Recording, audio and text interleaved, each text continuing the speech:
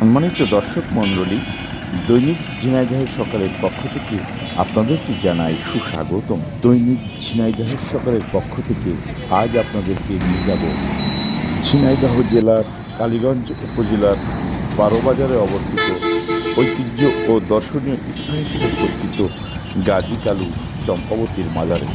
কিভাবে যাওয়া যাবে এই মাজারে? ঢাকা থেকে যারা ঝিনাইদহে আসবেন তারা ঝিনাইদহ বাস টার্মিনালে নেমে কুষ্টিয়া খুলনাগামী গোড়াই পরিবহনে বারোবাজারে নেমে ভ্যান যোগে অতি সহজেই পৌঁছে যেতে পারেন।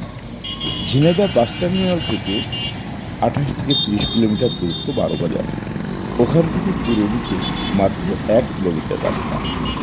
এবং ঢাকা টু দর্শনাগামী পরিবহনে কালীগঞ্জে নেমে আপনি পৌঁছে যেতে পারেন গাজী কালু চম্পাবতীর মাজার। সুপ্রিয় দর্শক মণ্ডলী, এখন আপনারা দেখতে পাচ্ছেন ঐতিহ্যবাহী গাজী কালুর সেই চম্পাবতীর মাজার।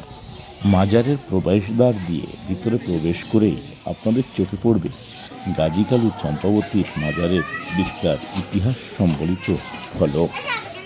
এই ফলকের পাশেই রয়েছে গাজী কালু চম্পাবতীর একান্ত সঙ্গী সেনাপতি দক্ষিণা রায়ের মাজার। গাজী কালু চম্পাবতীর পরিচয় নিয়ে আছেন নানান কিংবদন্তি। জনশ্রুতিতে পাওয়া যায় বিরাটনগরের শাসক শাহ সিকান্দারের পুত্র গাজী কালু সিকান্দারের পোষ্যপুত্র। কালু গাজীকে ভালোবাসতেন এবং তাকে অনুসরণ করতেন। গাজীর সাথে চাঁপাইনগরের সামন্ত রাজা রামচন্দ্র ওরফে মকুক রাজার মেয়ে চম্পাবতীর দেখা হয়। গাজী ভুলে যায় তিনি মুসলমান, চম্পাবতীও ভুলে যান তিনি হিন্দু রাজার মেয়ে। প্রেমের সম্পর্ক গড়ে উঠল। তাদের মিলনের মাঝে বাধা হয়ে দাঁড়ালো সামাজিক ও ধর্মীয় বাধা।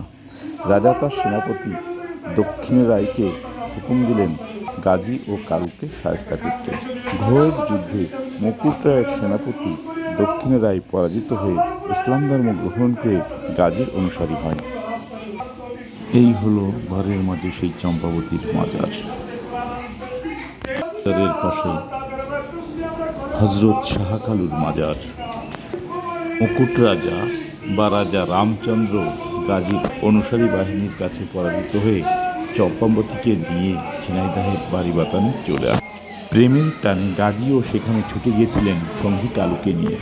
অবশ্য গাজী তার অনুসারীদের নিয়ে বহু খণ্ডে যুদ্ধের মাধ্যমে রাজা রামচন্দ্রের কাছ থেকে চম্পাবতীকে উদ্ধার করে বারোবাজারে নিয়ে আসেন।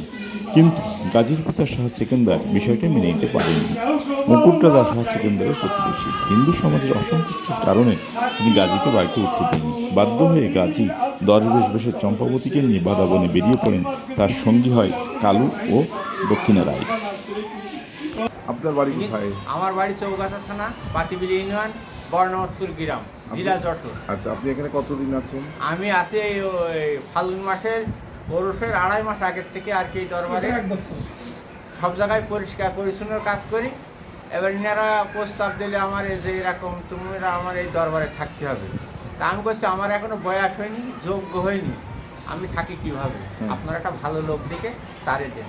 আচ্ছা, আমি বিনা বেতনে ডিউটি করছি এই দরবার। আপনার স্ত্রী পুত্র আছে? আমার দুটো ছেলে আছে, একটা মেয়ে আছে। তারা আমার বউ তাদের নেই। আচ্ছা, তাদেরকে কে দেখে?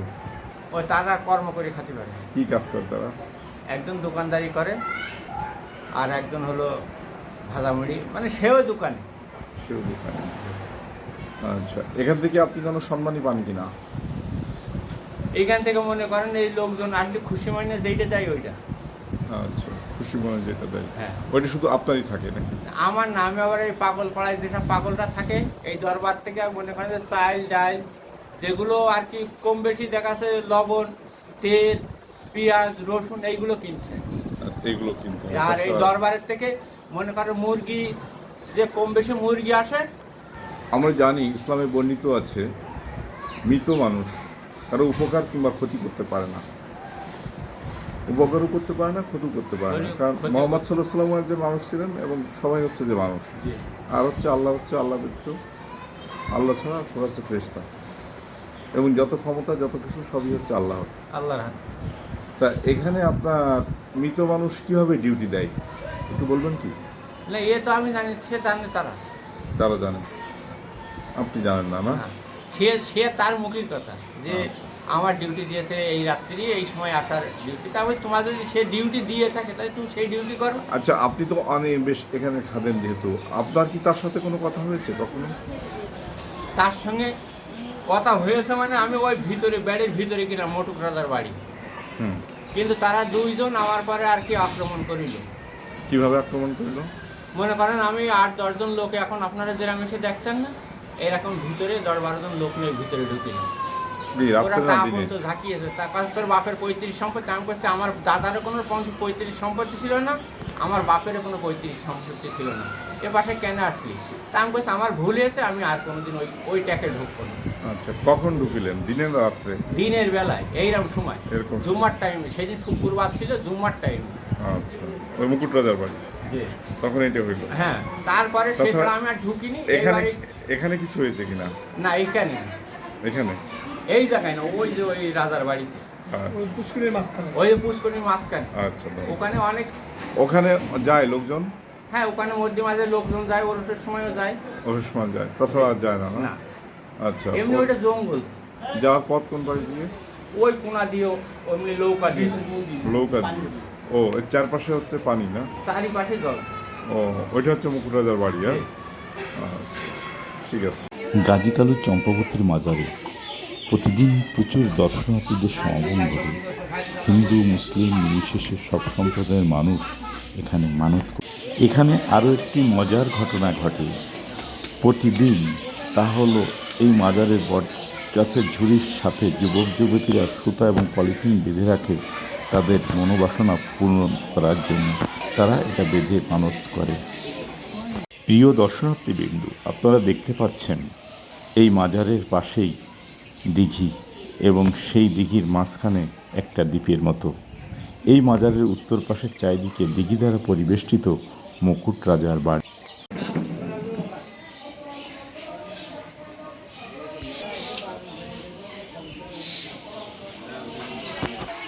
প্রিয় দর্শকবিন্দু, আবাসন সমস্যার কারণে এখানে থাকার কোনো সুব্যবস্থা নেই, সুতরাং সূর্য অস্তের আগেই আপনাকে এখান থেকে ফিরে আসতে হবে।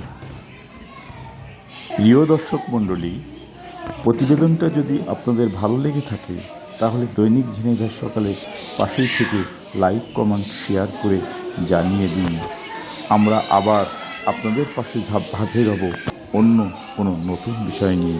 সেদিন পর্যন্ত আপনাদের অপেক্ষা করতে হবে। ধন্যবাদ।